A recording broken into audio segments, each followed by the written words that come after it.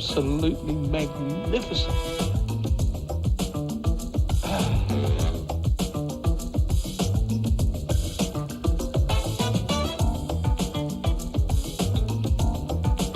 If it's as good as this, we'll be doing well.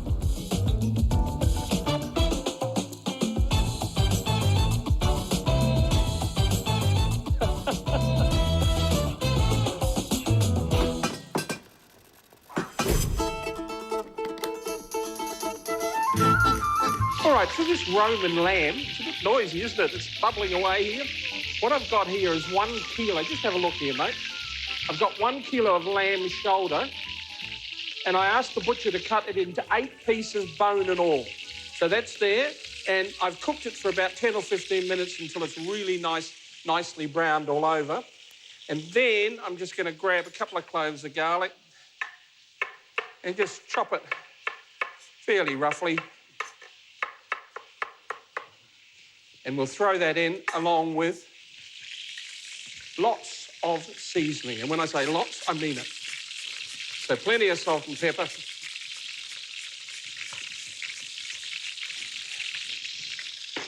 I've made this often at home and I absolutely love it. You have to like the idea of getting in amongst the bones and sort of gnawing away at them, but I like it. I'm sure you will too. But it's quite a classical Roman dish. And, you know, using a shoulder, it's a bit cheaper, which is always nice. Now, wooden spoon. And we'll just mix that in a bit so that garlic gets a little bit of colour. Now, you need a really heavy bottom casserole dish, and you need one that you can basically fit the lamb in one layer, like that. Says he. I think I might go back to my tongs. All right, that garlic's getting a bit of colour. The lamb's got plenty of colour. The garlic's getting a bit of colour. So what I'm now going to do is just add some cake flour to it. 1 good heaped tablespoon of that. And we will then just mix that up just to cook that flour.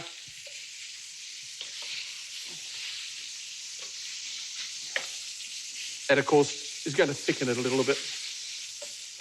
Basically, it's a dish that the juices of the lamb plus some white wine and maybe some stock, depending on how the white wine cooks down, that's actually the sauce. So it's pretty simple. There's nothing too complicated about the sauce, but the long, slow cooking will give it some lovely flavours. And that cake flour will just thicken it a little. All righty, next, 3/4 cup of white wine. Just put that in, allow it to bubble up a bit, just like that. Have a look. That's what you want. And then we put a cover on it. Now, if you don't have a tight-fitting lid like that, what you need to do is put a layer of foil and then the lid, because you want to keep in all the juices. So you're sort of semi-steaming it, baking it, a combination of, you know, those two things. Now, we're going to cook that for half an hour, then we'll come back. All right, our 30 minutes are up, and this is my kind of dish, as you will see in about 2 seconds' time, because got another couple of cloves of garlic in it. And there's a secret ingredient coming up. I don't know how secret it is, because it's sitting right there in front of you. So that just goes into a small processor, or you can do it in a mortar and pestle. And with that, this is the secret ingredient, a few anchovies. Doesn't matter, a bit of oil gets in. And some rosemary. So I've got all the things that I like. Fresh herbs, garlic, and anchovies. So no wonder I like this dish. Right, so we just make a paste with that. Just a little processor if you've got one, and as I said, if you haven't, a mortar and pestle will do. Just push it down from the sides. Now, This is a very powerful little number. If you don't have it, you can chop the rosemary a little bit before you start doing it. Now, where am I? Wrong place. There we go.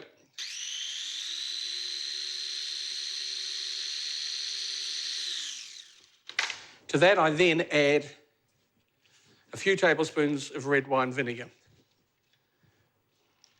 And we'll push the sides down once again too. Because the red wine vinegar should then help to make the paste that I'm after. It doesn't have to be an absolutely fine paste, but it's nice if it's a bit finer than that.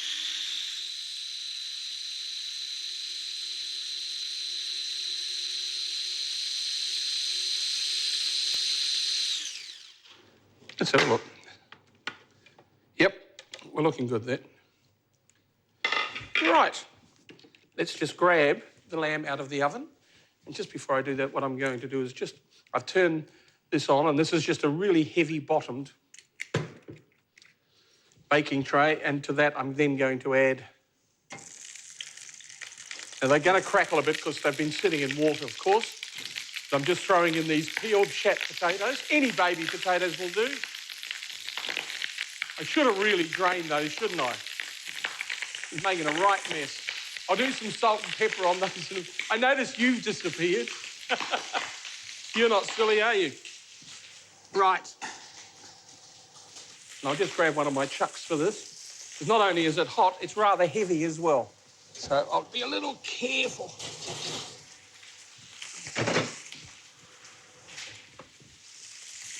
So this has been cooking for half an hour. And we're just going to grab... Sorry, I've disappeared on you, I know. We're just going to grab this.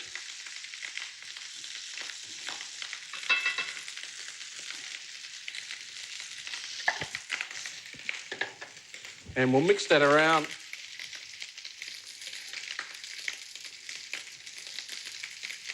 And then we'll put it back in the oven.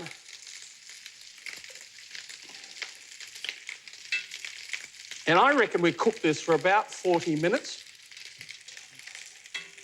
Now, if you like, towards the end, you can throw in the potatoes just to coat those with the juices, or you can keep them separate. It's up to you guys.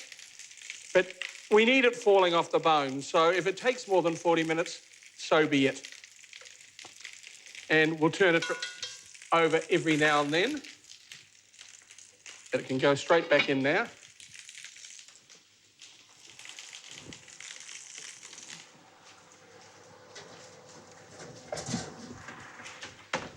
We'll season these.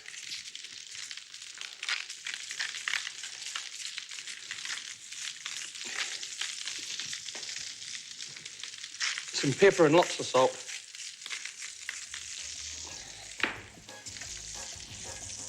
Just toss them around a bit. I just want to get them coloured a bit before I put in the oven. And as I said, if you want to, I'm repeating myself. Here he goes again. Huey's repeating himself. What a shock. I know you're sitting at home and saying, my goodness, isn't that different? Huey's repeating himself.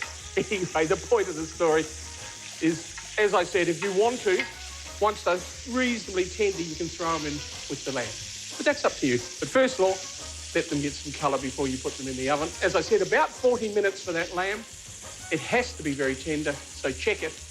Toss it around every now and then just to make sure that it continues to be coated with those lovely juices, and then we'll be back.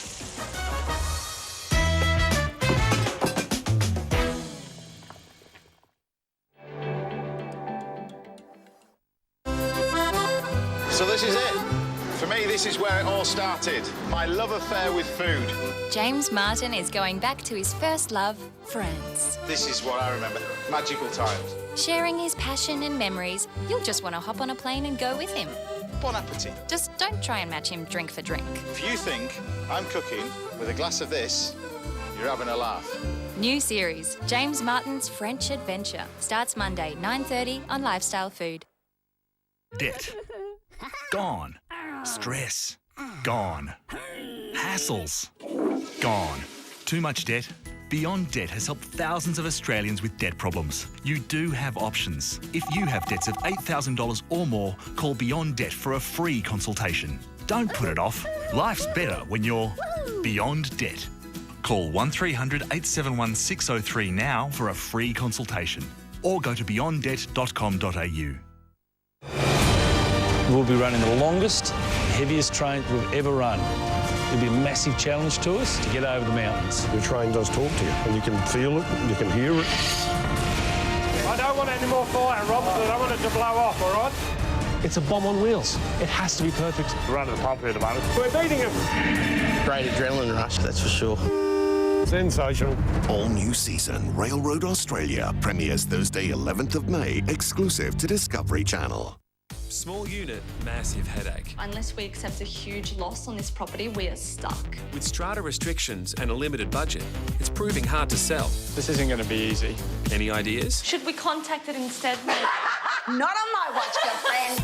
It's not just what you know, but who you know that counts. Do you realise your talent?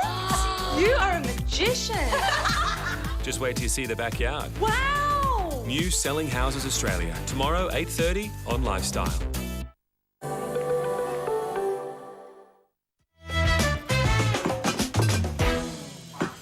All right, our lamb's looking good. I've thrown the potatoes in. I decided that was the way to go. And let's just pull it out.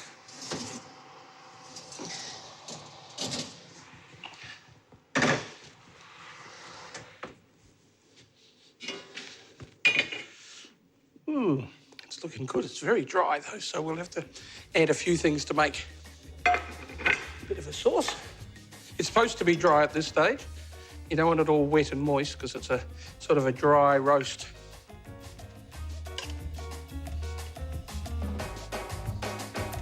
Let's just throw, now there's quite a bit of oil in there, I know.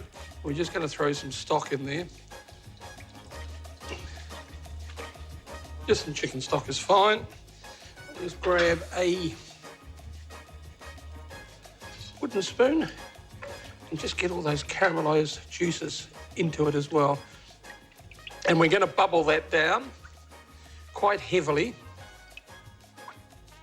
Now, all I need is I've got some chopped parsley to go with it as well. So I've got my Roman lamb stew, and that will be delicious. It is so tender, it is just absolutely falling off the bone. And I'll have a little bit of taste of that with it.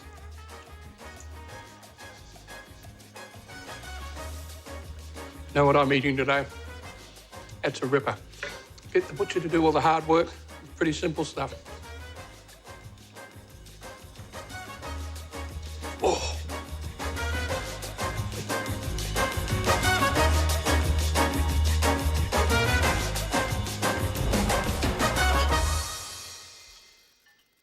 Now, this is a speciality of Spain, and I really liked it in Spain. When you went to the tapas bar, they often served it in sort of a, I suppose, a jam jar almost thing. And they drank it as opposed to eating it with a spoon.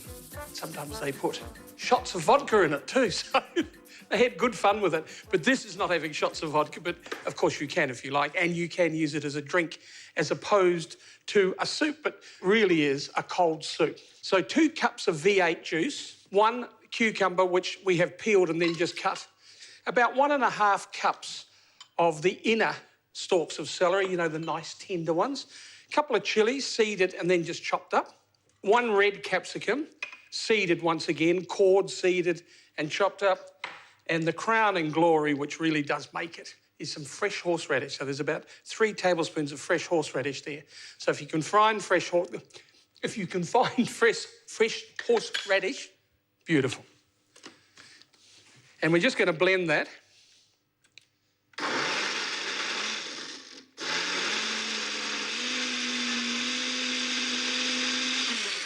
Now that looks pretty good.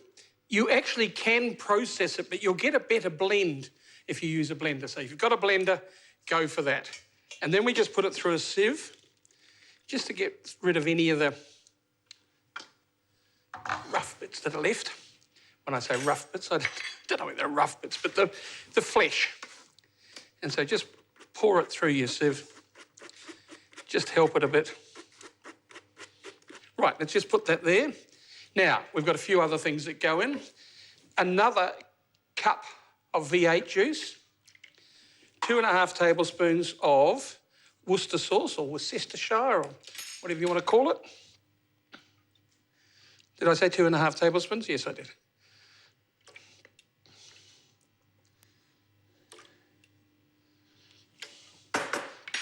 Juice of 1.5 lemons. It's beautiful lemons at this time of the year. Absolutely superb, lots of juice. Teaspoon of salt. Just sea salt. Half a teaspoon of celery seeds. And we'll just whisk that, and then we'll add some Tabasco to taste.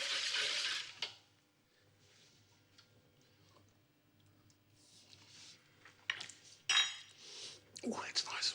A little bit more salt, though. I reckon another teaspoon. Just put a little bit of this in and see what happens. See if it's self-destruct or anything like that. Blows up because I've dared change the recipe. Now I'm going to have to find one more spoon. I've got about, oh no, I've got a fresh one there. I was going to say I've got about 10 spoons there. I've used most of them. Guys, didn't self-destruct, and gee, it's good. Lovely spice to it.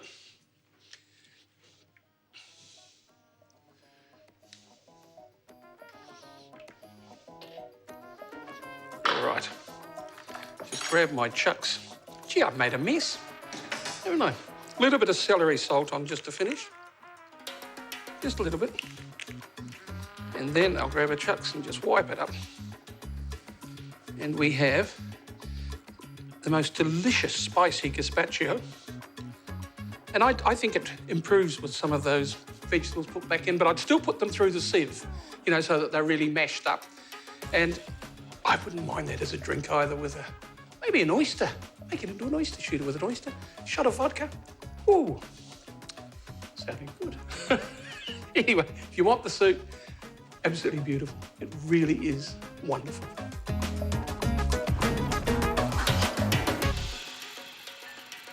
There's something about crumbed food, isn't it?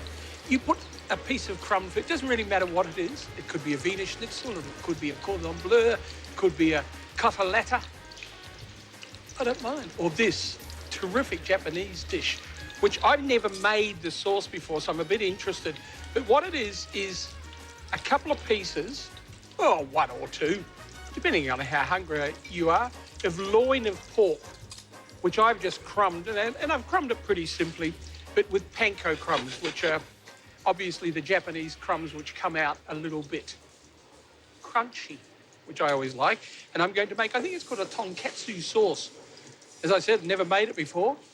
It's going to be interesting, isn't it? It's got a lot of ingredients, as you can see.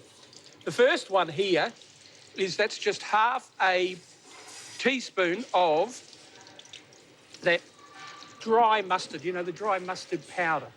So you mix that with 1 tablespoon of, boiling water. I knew that I knew. And 1/4 cup of ketchup. Not tomato sauce, tomato ketchup. And a tablespoon of sake. And in there, I've got a mixture of a few things. 4 teaspoons of Worcester, 4 teaspoons of soy, and 4 teaspoons of rice wine vinegar. That goes in as well. 3 teaspoons of sugar.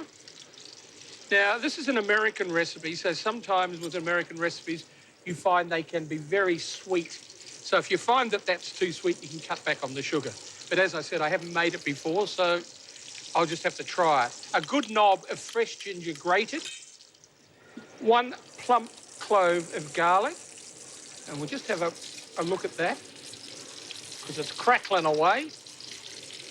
Ooh, it's got a nice colour, hasn't it? It's very close to being ready. I did tell you it was loin of pork, wasn't it? So the mid-loin, just get your butcher to cut some slices for you. Now, where are we? We've got the ginger. I'm just going to do the garlic. Now, I've got 2 little cloves here because I want 1 plump clove. That's logical, isn't it? And then a good pinch of cinnamon. And he drops the spoon, and a good pinch of allspice. And that, my friends, is it. And we'll just grab this pork out and just put it on some paper towels to drain, because that's the thing about crumbed food. It's a lovely idea and we all love it, but my goodness, you have to drain it well. Now comes the big test, my sauce. Now, I'm not worried about the tomato ketchup because they're pretty keen on ketchup in Japan, so I sort of had a look at it at the beginning and thought to myself, well, that's an unusual mix. Let's just have a little taste. You got your fingers crossed for me, guys? Am I going to do the chef thing and say, that is absolutely wonderful? Or am I going to spit it out and say it's awful? Of course I'm not. Can you imagine a TV chef spitting something out and saying that's awful? That's really good. That's got some nice flavours happening there. I like that. I really do. You're looking at home thinking, ah, yeah. Let's just put it into some of it anyway, into a bowl. Grab our pork, which is well drained now. Now that sauce is nice and piquant. It's sort of like, basically, I suppose you'd call it a Japanese barbecue sauce, wouldn't you? That's the kind of flavour it's got. And just a cheek of lemon. And of course, our trusty chucks, because I have made a mess for a change.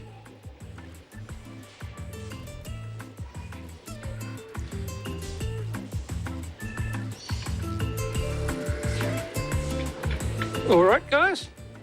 Pork Tonkatsu. Is that the name, or was it Ton? I've forgotten. Tonkatsu. First of all, I tell you, the sauce may be awful, and then I can't remember its name. Anyway, some crumb pork with a Japanese barbecue sauce. That'll do. It tastes good. Trust me.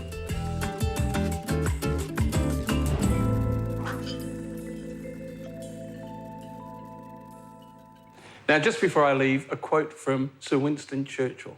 I was always told to respect my elders, but these days I find it very hard to find any elders. You get that feeling when you're getting older, don't you? Anyway, guys, hope you've enjoyed yourself today. I certainly have, and we'll see you real soon.